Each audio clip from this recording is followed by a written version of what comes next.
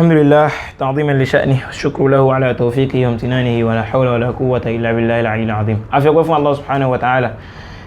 lẹ́yìn as-salatu fún Ànábì Muhammad sallallahu alaihi wasallam ní tẹ̀síwájú ibi tí a ti dúró ní àlàyé Manzuma Abi Ishaq ilé tí a ń ṣàlàyé lọ tó gbajúmọ̀ pẹ̀lú tírà Tafutu ilé tí Abu Ishaq al-Albiri al-Andalusi tí wọ́n fi ṣe wá sí fún akẹ́kọ̀ọ́ kan àbí ẹnìkan nínú àwọn tí wọ́n jọ lò gbà tá a sọ pé yóò máa jẹ́ ẹ̀kọ́ fún àwọn tí a jẹ́ àlùmọ́ Nabi Muhammad sallallahu alaihi wasallam náà. Ibi tí a ti dúró ní ìjókòó tó síwájú ọ̀nà ni ibi tá a ti ń ṣàlàyé nípa ayé táfà ń picture ayé fún wa pé ayé yóò jẹ́ nǹkan kan ká má wà máa yà ká má dìímọ́ ká má wà ń wà kú wá. afáwá fẹ́ tẹ̀síwájú ní bẹ́ẹ̀tù 53 ilé orin ẹlẹ́ẹ̀kẹ́ 53 ọ̀làdé báyìí. rọ́há amúrọ̀dínì kàmá stata'ta wàhásìn amúrọ̀dínì kàmá stata'ta. àfààní inú hùdìmátì tó bá di tí wọ́n ń sọ nípa ayé ní sọkúsọ fazidha anta hadman. ìwọ náà jẹ́ kí ọ̀nà tí wọ́n gbà dá sí kó tún burú ju báwọn ẹ̀ṣẹ́ ń sọ lọ in hudhira mina dunya bí máa ń kẹwọn èèyàn lọ́rùn pa ayé pé ayé yóò jẹ́ nǹkankan bí bá ń ba ayé jẹ́ pé ayé yóò wúlò ayé yóò ṣe nǹkankan ìwọ náà jẹ́ ń tọ́jẹ́ wípé tí wọ́n náà bá fẹ́ contribute jẹ́ kọ́rọ̀ tí ó tuyẹ̀ tó ń lé nípa ayé ju àwọn tí wọ́n ti ń sọ̀rọ̀ lórí ẹ̀ lọ. wàhásìn amúrọ̀dínìkà mastata'ta wàhásìn amúrọ̀dínìkà afẹ́ni hassin máa kíyèsí àmàlámàrí ẹ̀sìn rẹ bó bá ṣe lágbára máa yẹn ni pé nínú ayé ń bí tó bá sì wà ń bẹ̀ máa kíyèsí àlámàrí ọlọ́run ọba rẹ gbogbo ntọ́lọ́run bá ní kó débẹ̀ ní kó dé ntọ́lọ́run bá ní kó má débẹ̀ jìnnà sí àfààní wàhásìn amúrọ̀dínìkà mastata'ta wàhásìn amúrọ̀dínìkà mastata'ta wala tazam ala ma fata minha. wá sí mi tún nìyẹn pé àfààní má bànújẹ́ ala ma fata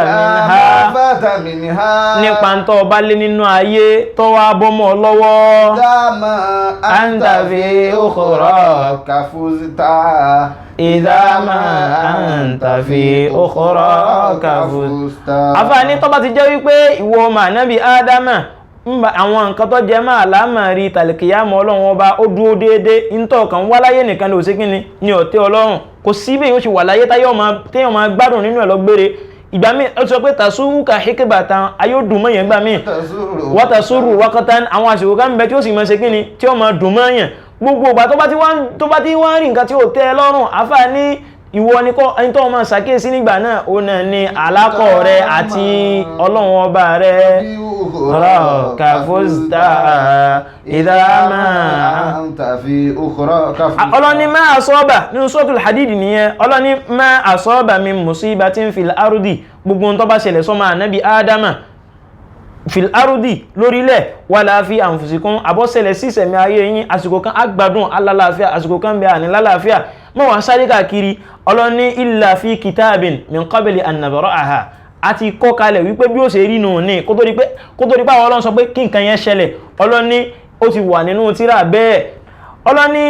inna dhalika ala Allahi yasir gbogbo eléyìí ọ̀rọ̀ ọlọ́run ọba lọ́rùn ọlọ́ni ìdí tá a fi ṣe bẹ́ẹ̀ ó náà ní likay la ta'sau ala ma fatakum ìdí tá a fi ní kéré yọ ṣẹlẹ̀ ní tá a fi ń ṣe léyìí fún yín ni pé likay la ta'sau ala ma fatakum kọ́mbà jẹ́ pé ẹ̀mọ̀ ìbànújẹ́ lórí nǹkan tẹ́ ẹ bá lé nínú ayé tẹ́ ẹ bá bà wama likay la ta'sau ala ma fatakum wala tafrahu bima atakum kọ́mbà sì jẹ́ wípé nǹkan tọ́lọ́run bá ṣe fún yín láyé ń bí ẹ ṣe kí ni ẹ yà yọ̀pọ̀rọ̀ lórí ẹ̀ lọ́run sọ pé kí mùsíbà máa ṣẹlẹ̀ nítorí náà tí mùsíbà kan bá ń ṣẹlẹ̀ sí ọ láyé ń bí lónìí la tahzan àfáàní má banújẹ́ fata minha in tó bá bọ́ ọmọ lọ́wọ́ láyé ń bí má banújẹ́ lórí ẹ̀ ukhra kafuzta àmọ́ in tó yẹ kéèyàn máa banújẹ́ lórí anta fi ukhra kafuzta ohun tó yẹ kéèyàn máa banújẹ́ lórí òun náà ni pé kéèyàn wá dálì kíyàmọ̀ ọlọ́run kéèyàn wá má bá nǹkankan wájú ọlọ́run ọba pé òun bẹ́sẹ̀ kankan laysa wallahi ma hadhihi dunya bi khair idha fatatil ukhra kò sáǹfààní kẹ̀kẹ́ láyé ń bí ìjọ́ tàbí kìí àwọn bá ti bọ́ mẹ́yìn lọ́wọ́ láfáàsì sọ pé alìkíyàmọ̀ ní kó ṣe kí ni o ní kó múra sí mọ́ múra sáyé falaysa binafi'in nilta minha afáàní laysa binafi'in nilta minha kò sáǹfààní kẹ̀kẹ́ nínú ayé yìí ma nilta minha nínú tá a bá rí nínú ayé yìí kò sáǹfàní kankan bí tá a bá wá nínú ayé tá a wá rí àfàní kò sáǹfàní nínú tá a rí nínú ayé yìí minal fani idalibaki hurimta minal fani idalbaki kó lè bá clear dáadáa ó ní ìtumọ̀ rẹ̀ ní pé ayin tá a bá rí nínú ayé yìí ma nilta fiha minal fani in tó bá rí nínú ayé yìí nǹkan tí ó padà tán ni àfàní kò láǹfàní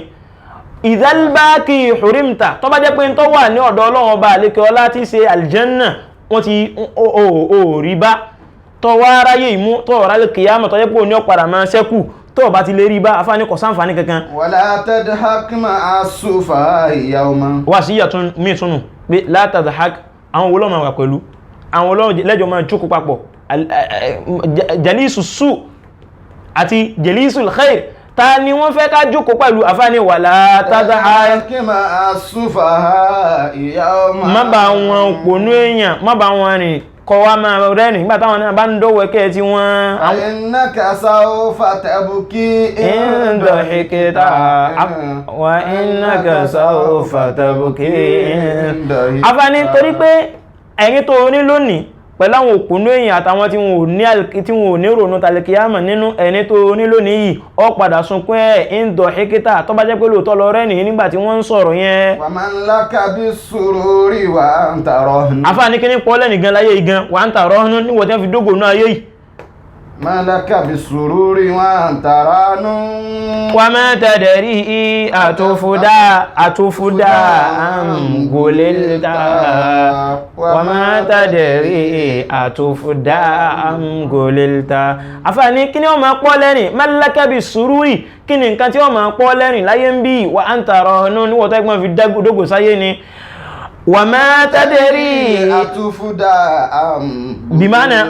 ma tadri atanju wọ́n tó yẹ pé ọmọ bọ́yá ọ́lànjọ́ ń gbé dàlẹ̀kìyàmẹ́ ni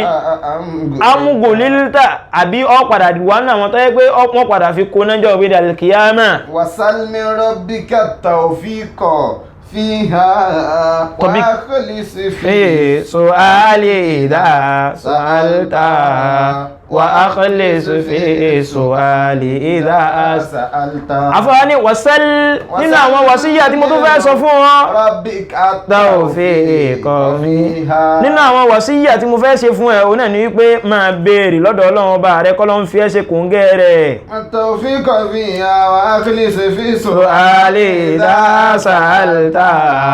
wa akhlis fi su'ali idha. afásí ni tó bá ti ń béèrè lọ́dọ̀ Ọlọ́run Ọba rẹ jẹ́ kí n tó ń béèrè lọ́dọ̀ Ọlọ́run Ọba rẹ jọ máa jẹ́ pẹ̀lú ikhlasi pẹ̀lú sincerity òun náà ló fi ń béèrè lọ́dọ̀ Ọlọ́run Ọba rẹ. wanadi idha sajadta lahu i'tirafa. àfààní pé Ọlọ́run Ọba rẹ tó bá jẹ́ pé o ti forí balẹ̀ fọ́lọ́run pé ìwọ Ọlọ́run mo ti jẹ́ ẹrú rẹ wá foríjì mi tó ti sọ pé ẹlẹ́ṣẹ̀ ni mí Ọlọ́run dákun mo ti jẹ́wọ́. manadahu Dhunnuni ibn Matta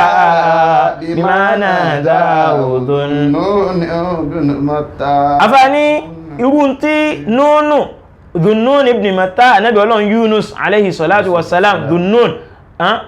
anabi Ọlọ́run tí ń jẹ́ Yunus oní Dhunnuni Yunus irun tó fi pẹ́ Ọlọ́run Ọba nígbà tó jẹ́wọ́ sọ́lọ̀ Ọlọ́run Ọba pé la ilaha illa anta subhanaka inni kuntu minaz zalimin. àfààní irun tí Yunus ọmọ Matta tó fi pẹ́ Ọlọ́run Ọba rẹ̀ nígbà tó jẹ́wọ́ lọ sọ́dọ̀ Ọlọ́run pé Ọlọ́run mọ̀ pẹ́lẹ́ṣẹ̀ ní mí wá foríjì mi pé la ilaha illa anta sọ́bà kankan yàfọ́ Ọlọ́run mímọ̀ rẹ̀ Ọlọ́run ẹlẹ́ṣẹ̀ ní mí jẹ́wọ́ ẹ̀ṣẹ̀ rẹ fọ́lọ́run Ọba ló sọ pé wà náà dì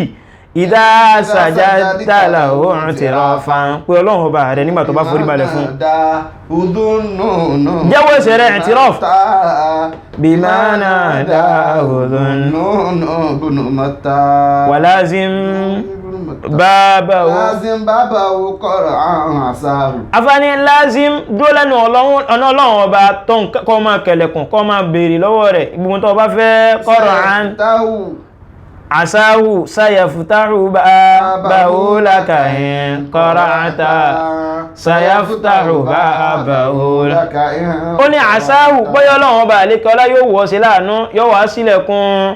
ilẹ̀kùn àánú rẹ̀ yóò wá sí fún ọ. Nítorí náà ni mo sọ pé